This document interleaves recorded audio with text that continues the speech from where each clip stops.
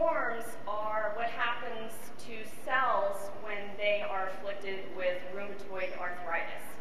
And I kind of like that juxtaposition of this horrible thing being created by these really beautiful cellular structures.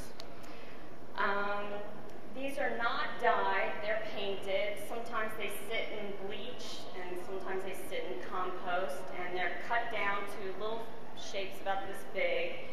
And then I start painting them with ink and pigment and acrylics, and they go through about 3 layers of that. Sometimes they're shaped and cooked and then unshaped and painted again and cooked again until I build up a consistency with the paint.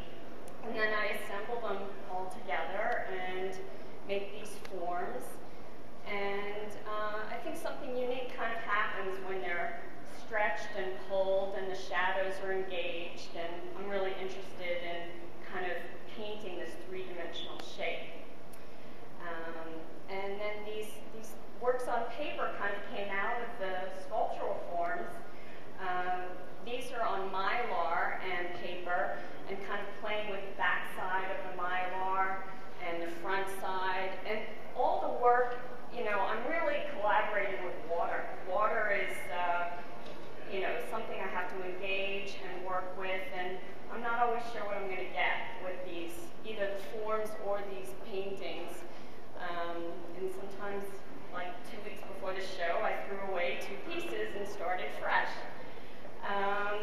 And then the titles on the works sort of give a hint as to where I'm going. This piece is called Seated Woman, and I was looking at de Kooning's Seated Woman and kind of redefining what my seated woman would look like. And that piece is based on the grapes of wrath. You know, I was making this thing and it looked like grapes, and talking about the economy